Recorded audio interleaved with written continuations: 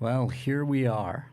It is episode 67 of Damn Rula it. 2. Yes. 2 away. 2 away. You wanted 65? Okay, so... I didn't like... Can we start that over? Yeah, Cody, no. let's roll that again. We cannot start over because... I guess we can. You know what? Without further ado, Frank Lucatuorto is here. That's right. Ooh. It's the editor extraordinaire here at Collider. You are in charge of all the deep fake videos that we've been putting out here today. Frank, you're a Star Wars fan as well. I am. And I am so happy to have you here. Marc Fernandez is on Sith business, but okay, now we can say thank you for being here. Thanks for having me. Dude, Frank, you are one of my favorite people.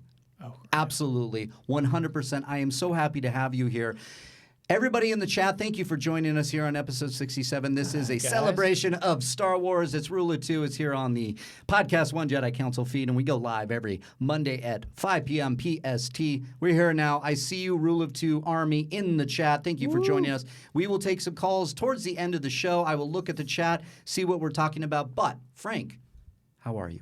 I'm good. It's an honor to be here. It's an honor to have you here. Star Wars and deepfakes. Yeah. So let's talk about the deepfakes real quick. Yeah. This is what is fascinating, guys, that you probably don't know is that, Frank, you learned how to do this pretty much from the get-go. It was Fernandez says, I want to do deepfake.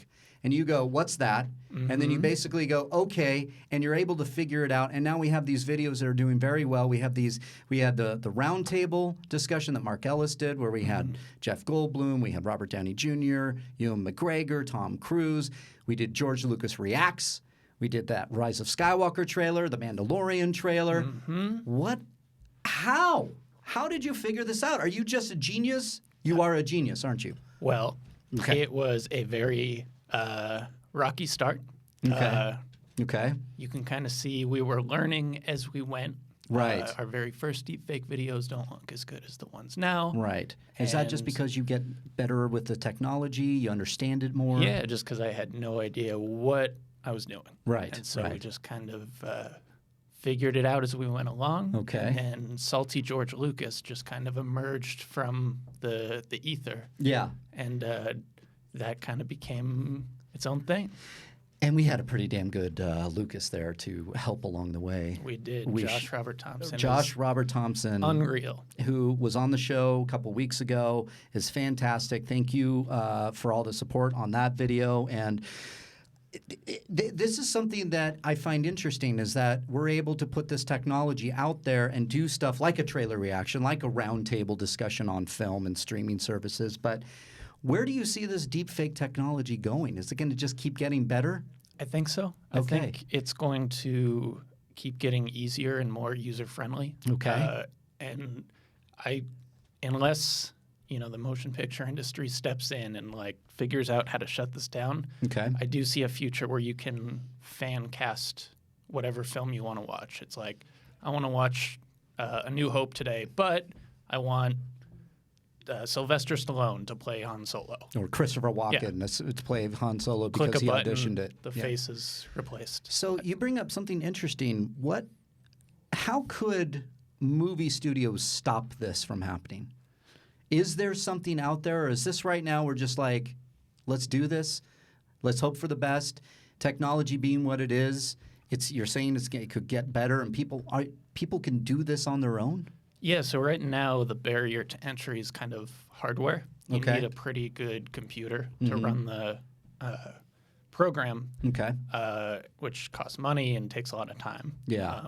But as things get better and faster and cheaper, I can definitely see a future where it is maybe an app on your phone or something. Wow. Yeah, because I was thinking when you started to talk about that, I think of cassette tapes, and this is a very weird example, but cassette tapes went to CDs, went to basically online, and that's physical media is starting to go the way of the dinosaur, and more people just have it on their computer, and it's easy. It's like, I want to listen to this song. Well, I don't have to go to my Case Logic anymore. I can just find it on the internet and play it. So similar, like an app. It's also, that just kind of made me think it ties back into Star Wars, because whenever I think of Star Wars and George Lucas, I always think of the debate of, does George Lucas own Star Wars or do the fans own? I know Disney does now, but but I is it understand something where with this Greedo shot first thing, McClunky? Everybody's all pissed off because He went and tinkered with it This again. is what our vision is. That's what your vision is. You know, whatever. But this... There it is. We got the deepfakes, McClunky soundbite. It like pushes that a step further of being able to say, like, I'm going to recast this film now. Yeah. That is... The possibilities are endless to me. It scares me, but it also intrigues me. And what I saw with Josh Thompson doing what he did, and even though I disagreed with the saltiness of it because I love my Star Wars, I couldn't help but laugh, but also marvel at that this is actually something that we could do. Yeah. Do you think there's do you think we shouldn't do it? Do I think that we whatever the Goldblum line from I'm not even going to try to do a Goldblum impression like, after we just talked about Josh Robert Thompson. You didn't even think that you should do it. I am of the mind that it is not up to me to decide whether or not we should do this. Right. People are going to do it. I think it's really interesting and fun. So I want to keep pushing that boundary. And I think that's what the vibe we're going for here with Collider is, to keep pushing that boundary and trying new stuff. That's what I love about it. That's what I love about Fernandez, really, is that he takes these chances and he goes, you know what? I had this idea. He wrote you about the Lucas reacting to a Star Wars trailer, and then he put it to us. And we both looked at each other and went, that's a good idea. Oh, yeah. And it showed. And I think it's really good idea. It's a really good idea, and it's really fun. But this is a Star Wars show, not a deepfake show. We are going to talk more about, we can maybe get into Rise of Skywalker, but the meat of this episode is I want to issue a spoiler alert now. And also apologize to our UK friends that might not get The Mandalorian until March. We're going to talk about The Mandalorian. We're going to spoil it. So if you haven't seen it, if you're listening at home right now, please go and watch The Mandalorian. Or if you have to wait, I wish it was different. Or download a VPN if you're in a country that doesn't stream The Mandalorian. What he said. So we are going to talk about this. We are going to get into heavy spoilers because we have to talk about The Child, the latest episode. Frank has seen it. I have seen it. Everybody in the chat, I hope you have seen it. This is your warning. But it is Rula 2, episode 67. We're going into it right now. Rise.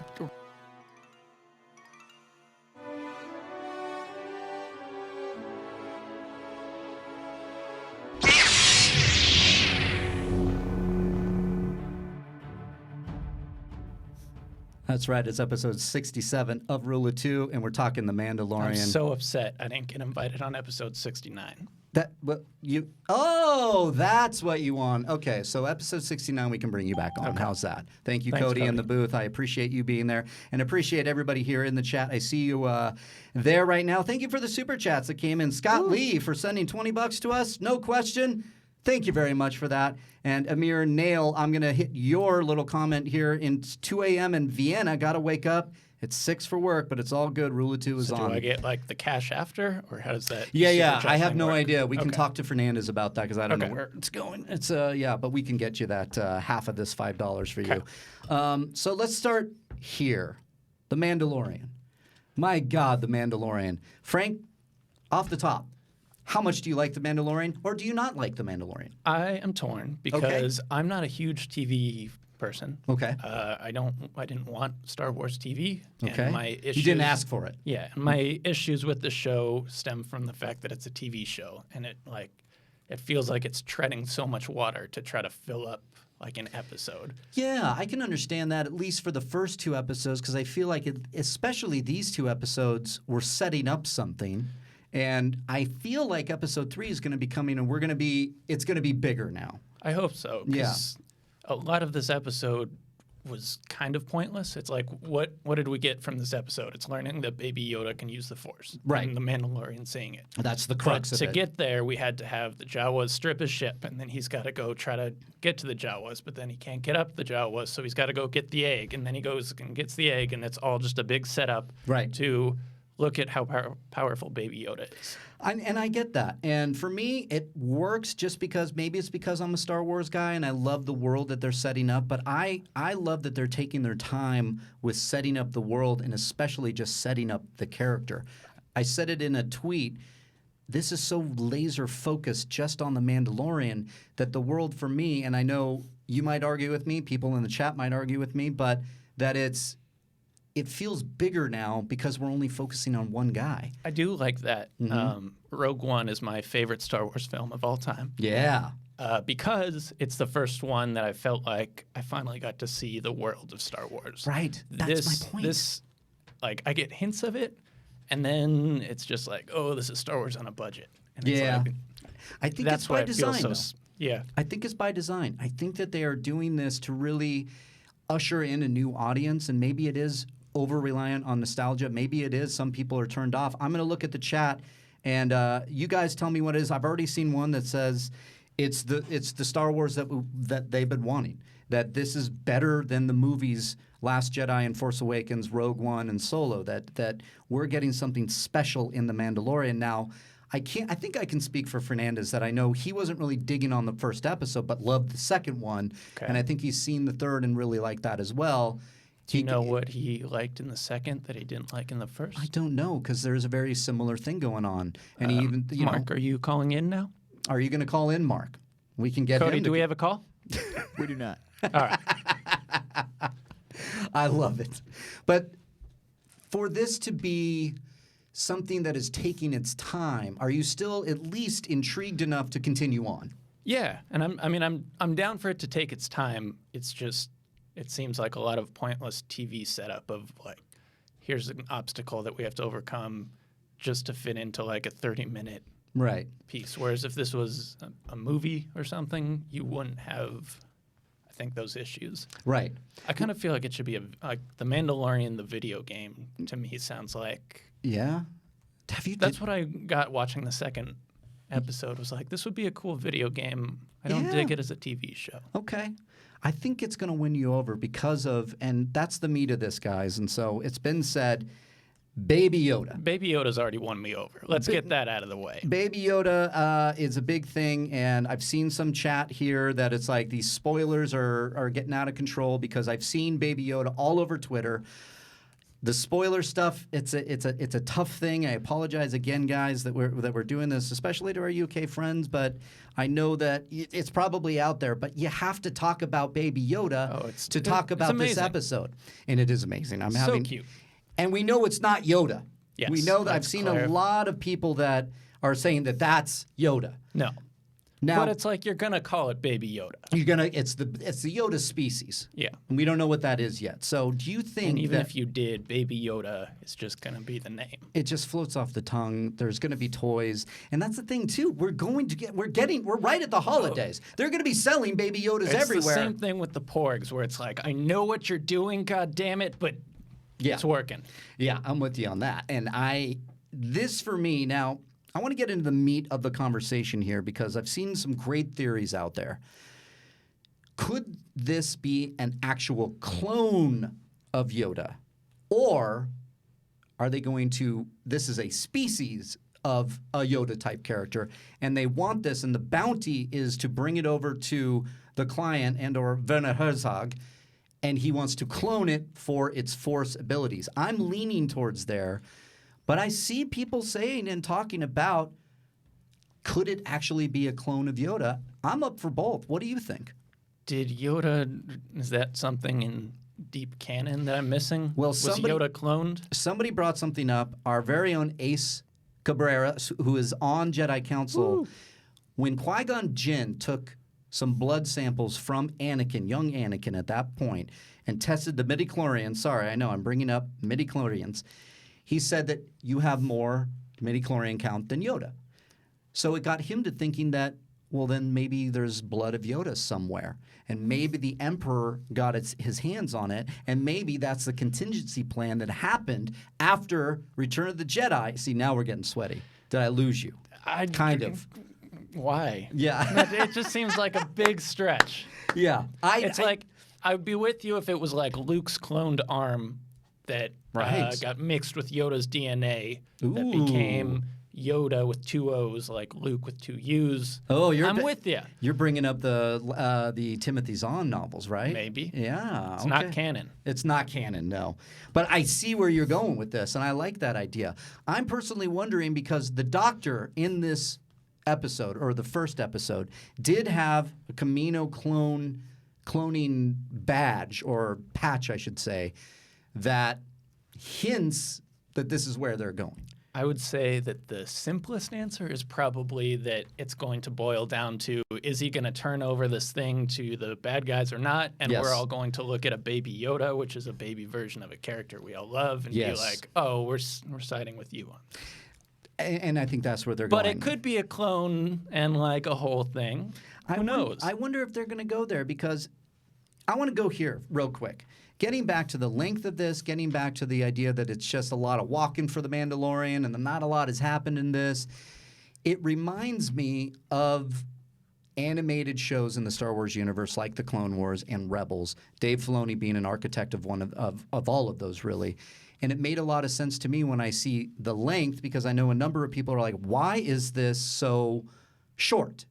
And so I'm like, well, it's because I don't know. I don't know why it's so short. I thought we were getting an hour a la kind of like a Game of Thrones in space. I think a lot of people wanted that. But then I consider who's in it, who's doing this, and it makes sense that Dave Filoni and everybody involved there would be like, hey, we're going to start this off slow, and as the story starts to expand, i.e., we're having the Mando finally leave the planet wherever he was with Baby Yoda in tow, and he's going somewhere where we don't know yet. This world is going to get bigger. And I think because of that, we're also going to get longer episodes. What do you think of that? Yeah, I mean, this is like uncharted territory with Disney Plus. So if they want to set a precedent of we don't have fixed run times, why not? Why not, right? If we can get an even longer episode. I think we're getting there, guys, and I think we are. So I want to get some questions in here from the chat. I want to see what you guys are talking about. It's like a Mogwai gizmo, says Thelonious. I buy that, yeah. I mean, it has the same ears and everything, but first episode, thank you, Rob Kroll. Episode 1, 38 minutes. Episode 2, 30 minutes. We end with episode 8 at 8 minutes. I don't think they're going backwards. It would seem that they are here, but I think we're going to get longer. But back to this clone thing. Cody, what are your thoughts on cloning? What is your thought of the Nope. Cody, you're the closest. I just push buttons back. Cody, here, you're Frank. the closest person to having a clone between me, Reilly, and you. Yeah. I do because have of your son. Yeah, come on. Oh. Cody, would you, having seen The Mandalorian, I don't have to ask you much more than this, would you look at this and go, this is, if my kid was old enough, I would show him The Mandalorian? Oh, yeah, he's adorable. Yeah. Cody, have you already showed your kid The Mandalorian? He's been in the room while I've watched him. That's good. I guess it counts. Does he kick it all? Does he kind of go, oh, yeah, there's something going on? Or is he just looking to get fed and get changed? He'll stare at the TV for a few seconds and then stare another way. And then he moves on. I like that. So if we consider the implications of it's Return of the Jedi, it's after Return of the Jedi. The clones are dead, from what we know, right? Clones, the Clone Wars happened, Attack of the Clones, Episode 2 happened, Revenge of the Sith, then we get the original trilogy. Obi-Wan mentions all the clones from the past, the Clone Wars, yada, yada, yada. We get to Return of the Jedi. It ends. We're here 5 years later. There is a scene in The Force Awakens when they talk about clones again. Could we be seeing, I thought about this at one point. I want to get the take of everybody in the chat here, and we can maybe do it with some phone calls later. Could there be another clone, not wars, but clone something on the horizon? Yeah.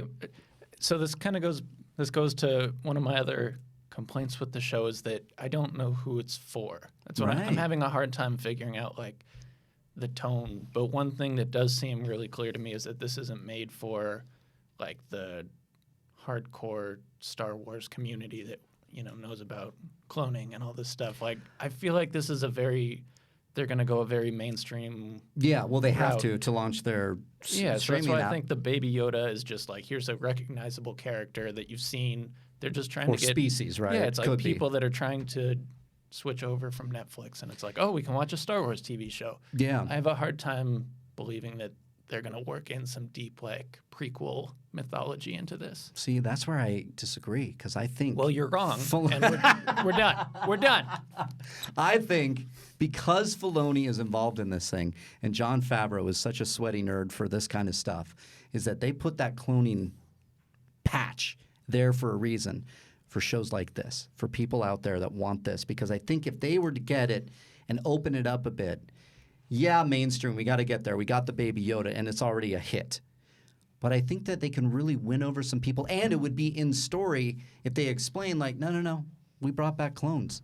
We brought back this thing that we're doing, and it could make sense in story. And I wonder, let's get right to that moment that I wanted to see. That I think Marc Fernandez, if you're listening at home, you were right on the money with this. We talked about the idea of the Big Mac, right, is our favorite kind of metaphor to describe that. We like the Force in our Star Wars. We want references to the Force. We want Jedi. We want Force users. And we said, are they going to introduce a Force user in this, or is it going to be the criminal element, bounty hunters, just random characters? And in Episode 2, we're right there. Force character, front and center. This, to me, is that I'm thinking that the Doctor's trying to get this to clone this creature, to get Force users to use them in a new clone army, in a new wave of supporters of the Emperor. There's so much there to discover. I think I might really think that this could happen. And everybody's saying I have spoken in this thing. Well, I do love that. I do love that. This one says, spoiler. I'm not going to say that, actually. I'm going to move on to next. Everybody is saying I have spoken. But do you think that it would be smart to do this, to go back to this, quote-unquote, the well of having clones involved in some way in the plot? Yeah, I mean, why not? Why not? Why not? Well, we'll tease something, but we won't go all the way there. You're a fan of the prequels. I have a complicated relationship with the prequels, as I'm sure most people do. Expand, please. So they came out at like the perfect time for me. I was in like the age, middle school, high school. I thought that they were amazing. Attack of the Clones was my favorite of the Star Wars films for so long. Attack of the Clones was?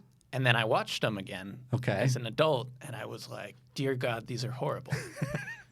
And so I can appreciate the time in my life that I watched it, and I think that George Lucas has said that he made Star Wars for kids. It's like it was the prequels are really, I think they were more geared for kids. I had never seen the original trilogy or anything. Wow! So your first introduction to Star Wars was Phantom Menace and the prequels. So they got me into Star Wars. I love them. There's a lot of greatness to some of them. Yeah. But they're pretty horrible. They have grown on me.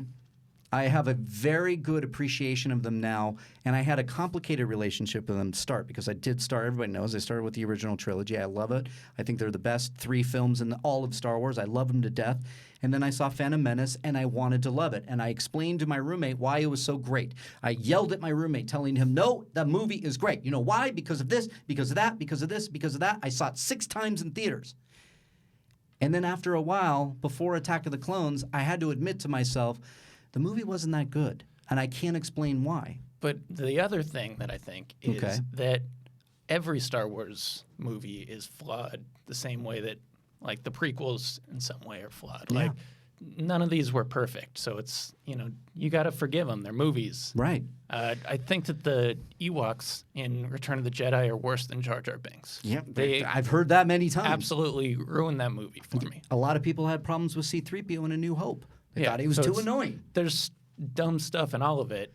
And that's the charm of Star Wars. Absolutely. That's what I love. I grew up with the Ewoks, and I think they're fantastic. When I saw Jar Jar Binks, I was like, ooh, yikes. And then again, it's coming back around, and I think a lot of people, and I'm wondering what it's going to be, because I just did my Star Wars ranking. You guys who know us, who know Collider, we are doing a Star Wars ranking video series, top 10 Star Wars movies in order. The fans vote. The voting has come in, and I finally recorded my portion of it, and I was surprised at a lot of the different movies that landed in their spots. I haven't heard the list yet. Yeah, I'm not going to explain the list, but I just found it fascinating that people are looking back on the prequels and they're liking them. Well, I think, and I'm wondering how the same thing's going to happen with the sequel trilogy, if it will happen. Yeah, I think the same way that the original trilogy, you look at it, the original trilogy created something. It was like blockbuster franchise that took over the world. Yep. The prequel trilogy pushed special effects. Yeah. We wouldn't be where we are today with these like Thanos in the Marvel movies if George Lucas hadn't done that. And that's amazing. Exactly. And you go back, again, like you said, we can't say what, we're working on something else. Right. So I've been watching the prequels a lot. And a lot of the stuff holds up in this weird way because it is this weird green screen world. Mm-hmm. It's not dated in the way some movies are. Right. And it doesn't feel as lived in, because the original trilogy. So let me go back. You saw the prequels first. When did you come around to the original trilogy? After I had seen probably Attack of the Clones. Okay. I went back and watched them. And I thought the original trilogy was kind of boring. Wow. When I was in high school. It's listen. Attack of the Clones. I'm in love with Natalie Portman. I love this movie. Yeah. The original trilogy, not so much. Because if it was... But now going back, I see the good in it. And I love the original trilogy. There it is. What do you think of the sequels? What do you think of Force Awakens, The Last Jedi? I know Rogue One's your favorite now. Rogue One is my favorite. So that's very telling as well. So I love this conversation. So I love the idea of you revisiting these things when other people are at different time frames. So Last Jedi and Force Awakens, what did you think? I liked The Force Awakens. Yeah. It felt really safe. Yeah. And it was just like, this is fun to watch. That word's used a lot with Force Awakens. And Which I don't think it's not a bad thing at all. It's not a bad thing. I think when you have a $1 billion franchise or a $4 billion franchise and the first movie out of the gate is Force Awakens, it makes a lot of sense to me. Absolutely. So what about The Last Jedi? Not a fan. Not a fan. Okay, I understand. I am slowly starting to realize, because I had a conversation with two of my best friends who love Star Wars. They love everything about Star Wars. They find the good in the prequels. They grew up with the original trilogy. I thought for sure they would share my opinion on The Last Jedi, and no, they both did not like it. They really didn't like it. I think The Last Jedi suffers from a lot of the problems that we complain about the prequels suffering from. Really? It's this weird, magical, non-Star Wars feeling thing that, the prequels coming from the original trilogy give you that, gut punch of, this is weird, this is different. This doesn't feel like Star Wars? Yeah, it felt like a Harry Potter blockbuster Disney movie. I've heard that. I think there's a lot of Star Wars in there, and then I think there's a lot of stuff that veered off of Star Wars to do something different, which is why I loved it. But everybody's opinion is right. See, this is the thing about this divisiveness of Star Wars and people yelling and screaming at each other on both sides, whether it's, you like The Last Jedi and you're wrong, or you don't like The Last Jedi and you're wrong. Everybody's opinion is right. It's just all about how we talk about since it. I'm a glass half empty kind of guy, everybody's opinion is wrong. And that's the beauty of it, is that could work too. Things can be stupid and you can still love them. Yeah, that's where I'm going. I just ultimately, if somebody likes Attack of the Clones, God bless you. If somebody likes The Last Jedi, God bless you as well. But isn't it all about just having a conversation about it? So are you looking forward to Rise of Skywalker? Or are you kind of just like, yeah. Are we not boycotting anymore? We're not boycotting anymore. I mean, there might be some people boycotting, but I'm certainly not. What about you? Are you boycotting still? I will not be boycotting. Okay, so are you excited about it? Did the last trailer, did Space Horses do it for you? Was it the voiceover? Was it what was it? If anything? Or is it just kind of more of the same? No, I'm not super excited. I'm not going to boycott it, but it's... Yeah. I just don't know where we are anymore. There's no sense of direction, of nothing to hang on to. What can I expect in this next one? It was a legacy trailer for me. Yeah. It really was. It was I think that they're not showing a lot on purpose, because I think that The Rise of Skywalker is going to blow our mother effing mind. I hope so. I think it's going to. I think we're going to see Force Ghosts galore. I think we're going to have lightsaber battles all over the place. I think there's going to be special Easter eggs dropped throughout. I think characters that surprise you. We know Lando's coming back, but I think there are going to be other characters that come back where you're like, what? I think it's something that it's like all hands on deck, because at one point, J.J. Abrams did say The Last Jedi inspired him to take more risks. But what is that? How can you take risks on the last movie of this trilogy? Or can you? Or should you? And I think he will. And I think you should. At this point, why not? Yeah. It's been so muddled up, and it's a different, the tones have switched, and who knows where we're at. Why not just mix it up? Yeah, I get that feeling too. I have the greatest hope, and I have the greatest, what am I trying to say, support for J.J. Abrams. I think J.J. Abrams can do this movie very, very well. But at the end of the day, it's not up to me to say what the fans are going to love or not love. And we'll see how it goes. Cody, I do want to open the phone lines and get some calls in here and hear from you guys. We can talk about everything. to finish off the conversation, The Mandalorian. Now I know the way you feel. Some of you in the chat, when you call, please tell me what you're thinking. I think that the Baby Yoda with the Force was the whole crux of the series. This is going to be the through line, and it's going to come down to that moment. The Mandalorian is going to be forced to choose between giving that creature away and doing the wrong thing or the right thing. I kind of hope that happens soon, and it doesn't, because everybody who watches that episode sees that that's where it's going. Right. So it could either be a good thing or a bad thing. What I'm wondering, though, is how it factors into what we've already seen in the sequel trilogy. If this is going to lead into anything. For me, it's because we haven't heard anything. Yeah, and so I'm thinking there's a finite thing happening with this creature. But I think they know that. I think Favreau knows that, and I think Filoni knows that, and I think all the directors, these fantastic directors who are doing this thing, I think they know that. So hopefully we can get some surprises coming, some shocks.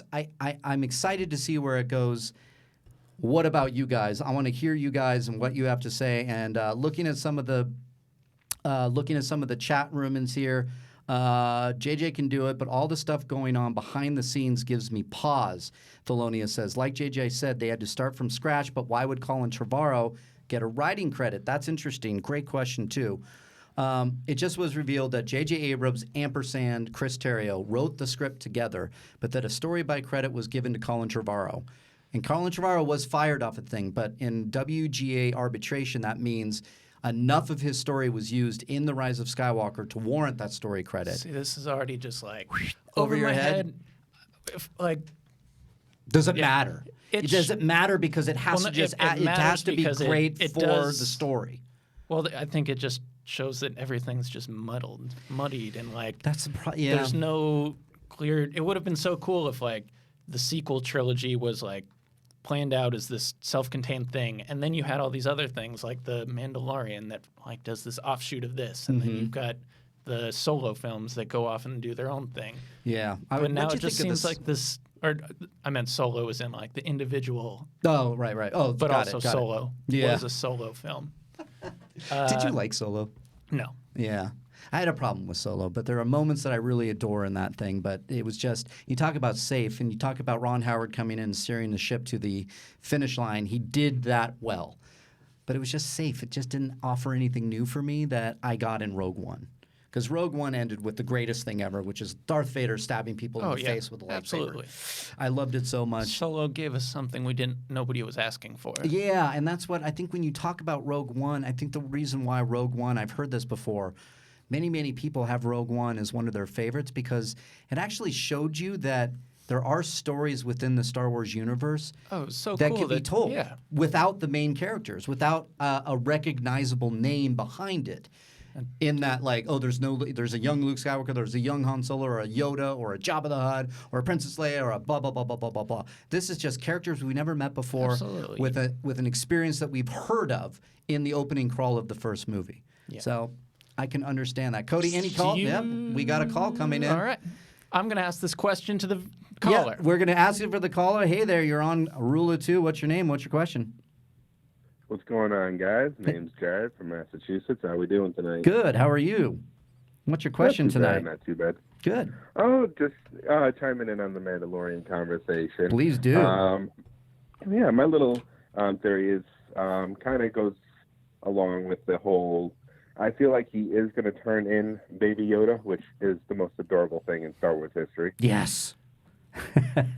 And you can tell that they spent like their visual effects budget on Baby Yoda. Yeah. The little like T-Rex thing he rides looks not very good. Oh my God. But then they cut to these shots of Yoda, and it's just like Well, he's from what I've heard, it's practical with some CGI for the face, and that makes sense. So I've been very happy with the show so far. Me too. But I feel like he will turn it in, but have that second thought, and that's where Gina Carano's character will come in and help him rescue Baby Yoda and get it back from the Empire. Ooh, that's a good call. Do you think it's going to tie into the sequel trilogy at all? Great question. No, I don't think it'll tie into the sequel trilogy at all. because just timing-wise, just behind-the-scenes things. And as much as I have actually really enjoyed all the sequel trilogy movies so far, I have to agree that I don't feel like there was a big sit down at the beginning in 2013. Here's the basic idea. Yeah. I feel everybody was given a lot of leeway. I mean, as a fan, it's worked for me. I've enjoyed what I've seen. Last Jedi is really good in my opinion. Yeah. But I don't foresee it tying in at all. I think this is going to get self-contained and kind of tucked away over there. Yeah. And enjoy its fabulous corner on Disney Plus, making all the Disney money.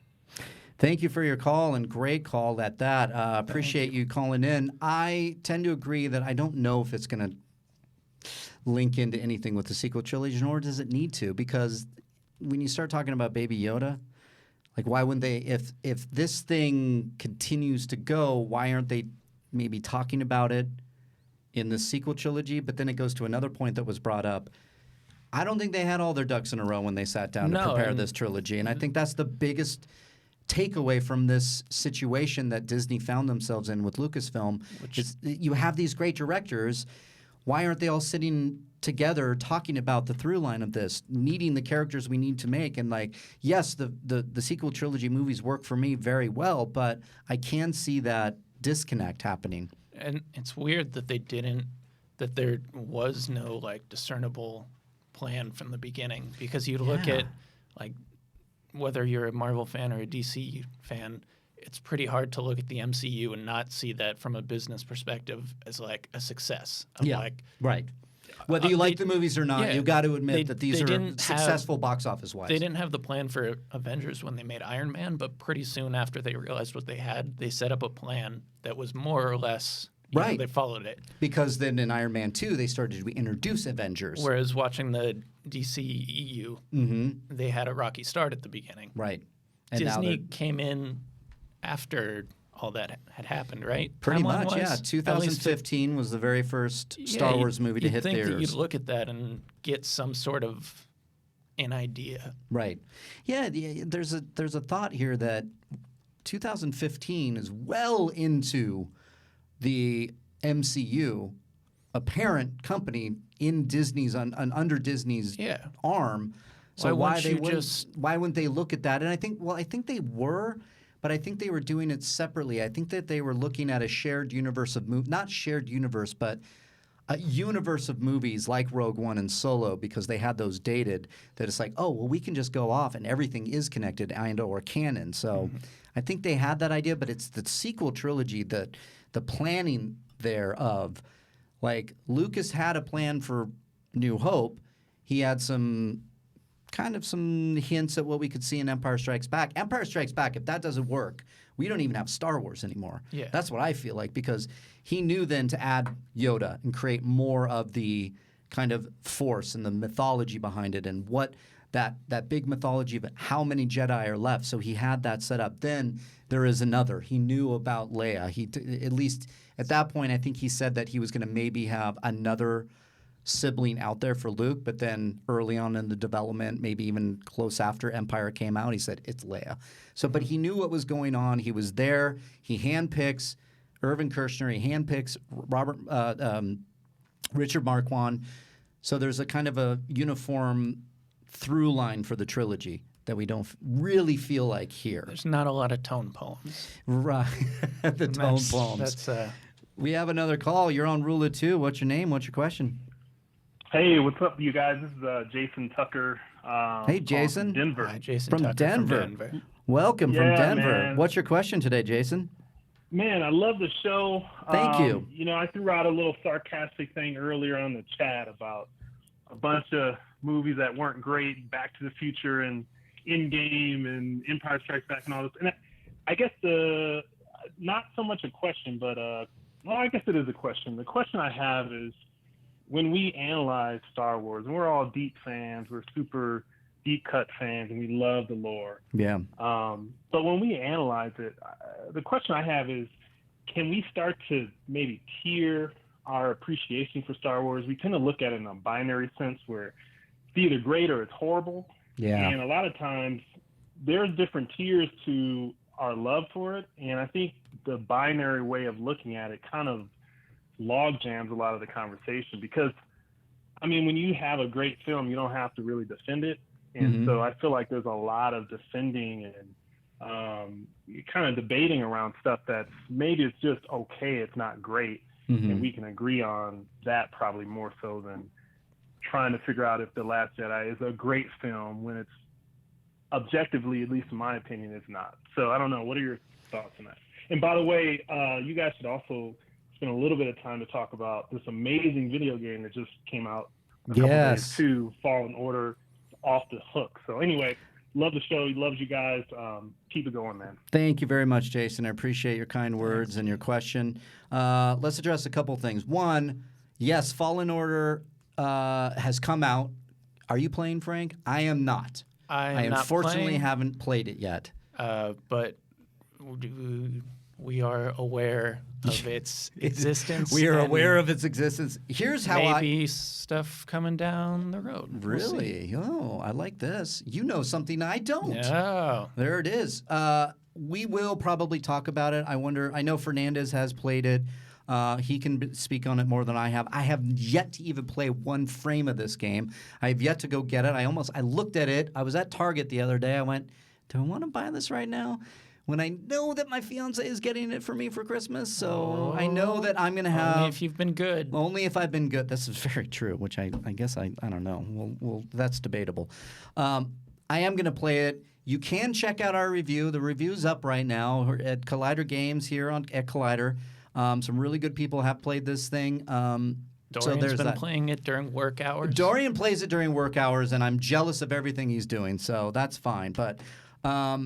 anyways, that's that. As far as the bigger question here or statement that opens up a conversation, doesn't it feel like we're not talking about Star Wars anymore as much as we're yelling about Star Wars? Is that what, like, for somebody that grew up with the prequels, that saw the original trilogy, that, is kind of okay with the sequels and loved Rogue One, what do you make of all this? Because you're outside of kind of somewhat of this kind of thing that I do, sit behind a microphone and talk and hear people's thoughts and all this. I see a lot of yelling. What do you make of this? I feel like a lot of the yelling is in like this bubble that we're in, which is like people who work in entertainment industry, right? And people who are like super hardcore fans. They're the ones who are going to get passionate enough to yell about something. If I will go like, I don't think the majority of people are as angry as we're being led to believe. Agreed. I think that the bubble that we are in, the Star Wars bubble, is that a bubble. And I don't think it's necessarily a bad thing No. I don't think people are more negative now maybe than they have been in the past. We just hear it more. Yeah. I think that when Empire Strikes Back came out, somebody showed me a bunch of reviews from the time. And they weren't very kind. They thought, jump the shark. They didn't understand where it was going. Why did it end on cliffhanger? There's a lot of that. And that was back in the day. It didn't have social media. If Empire Strikes Back came out today, I think we'd be talking about this movie very differently. Yeah. And now... When are you going to yell about something? It's like, right now we got new Star Wars movies. Like, this is the time to get passionate. Yeah. And like... That's one way to look at it. Star Wars, who knows... 10 years from now if Disney's going to be making more stuff. Right. Could they sell it off themselves? I don't think they would let it go, not at least right now, but so if you're passionate, go ahead and yell. Just be nice about it. That's exactly what... Yes, I agree with that 100%, but if you look at your average Star Wars viewer or average Star Wars fan, I bring up my sister, I bring up her husband, I bring up my mother, who I hear talking, and they go, I want to see that new Star Wars movie. Oh, absolutely. And every time I go home to people who aren't part of this, yeah, and you hear them talk about, oh, yeah, that new Star Wars movie with isn't Luke in it again? Yeah. It's like they're not... I talked to my mom about this, and we were doing something, I can't remember what it was, and she's like, oh, yeah, like The Last Jedi. It did really well, didn't it? And I said, well, it did well box office. And she went, well, what does that mean? I go, well, there are people that hate that movie. And she went, why? And I said, it's like to each their own. And she's like, oh, I liked it. That's as far as she went. Yeah. So I get it. It's the general fandom. But I understand why people are upset sometimes. They want to yell about this. They're passionate. At the end of the day, every Star Wars opinion is right, in my opinion. I should clarify that I'm not just like saying that you shouldn't be passionate. No, I didn't get that. When the last Pirates of the Caribbean movie came out, I lost my shit because they there it is, undid all the canon of the previous 4 movies in these horrible, horrible ways, and I lost my mind and I yelled about it. The Pirates of the Caribbean movies are your Star Wars movies. Oh, absolutely. See, and I can understand, and that's your prerogative. You like pirates, and that's fine. And I'll yell about it if I'm mad. Dang it. Damn right you are. Cody, if we have any other calls, please let me know. We do have a call. You're on Rula 2. What's your name? What's your question? Hey, what's going on, man? My name's Aaron. Hey, Aaron. Big fan of the show, man. Thank you very much. Glad you're calling in, Aaron. What's your question today? So here's my thought, I guess. It's more of a thought than a question. But, so me and a couple of my friends were doing the math on the age of this Yoda baby, whatever you want to call him. Okay. So he's 50 years old. 50, right. We're going to put him roughly at the same age as Anakin would be. Mm-hmm. So here's the question. Do you think that there's any relevance here with this whole cloning thing or creation with, the stuff that I guess Plagueis would have taught to Sidious about, creating life through midichlorians? Do you think there's any relevance here with I guess the midichlorian aspect of things, just because Jon Favreau seems to love playing in the original trilogy era. Right. And that's kind of, the bread and butter of, what George Lucas was doing back then. Right. It's a great question. Thank you very much for calling in. I appreciate it. And I think that when you do the math. Oh, I've done the math. I've done the math now. And I think there's a reason why they put it at 50 years old. And I don't know if there's any implication if it's connected to Anakin, but there is a reason why. And then what occurred to me is when you have Jon Favreau, the caller mentions that he loves the original trilogy. He kind of grew up with it like me. And then you have Dave Filoni, who's a big prequel guy, who knows the ins and out of canon, prequels, did Clone Wars, did Rebels, all these different things.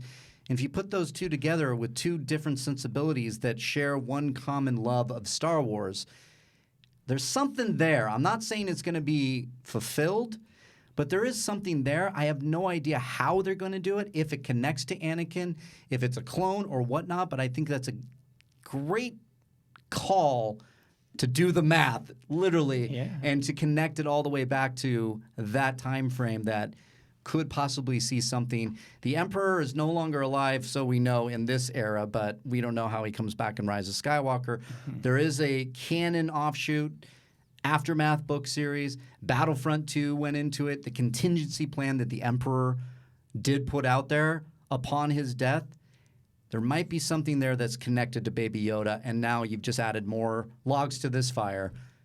50 years connected to Anakin, Darth Sidious. What are we talking here? So I don't know. I think something, though, I think it's on purpose for all of you and all of us to talk about. So I wouldn't mind if they made it a midichlorian thing. I didn't like the midichlorians when it first came out, but I've said the prequels I've come back around on, but I think expand on that. And it might just be because my first introduction to the Force was that it was from midichlorians. Yeah. But I like that galaxy more because it's not like anybody can become a Jedi. Mm-hmm. Because then you get into this thing of like anybody can have these superpowers. It's like that's why the Rogue One type film is so interesting, is you're stuck with normal people who live in a world of superheroes, basically. It's a very good call. It's not like they can just go off and train for a couple years and come back and can levitate things. It's like you weren't born with that. Right. You got to figure out your own way in the world. Yeah, it's a great call, dude. I love that thought. Cody, do we have any more calls? We're going to take this call, our last call of the show, and then wrap it up because we got some work to do after this. Hi there, you're on Rula 2. What's your name? What's your question? Hey, how's it going? This is Ed from Miami. Hey, Ed. What's up, Ed from Miami? What's your question today? Well, it's actually same as the last caller. Not really a question, more of just a thought. I was just wondering if any of you guys over there have realized something that I have recently. It's regarding Adam Driver and Harrison Ford. Oh.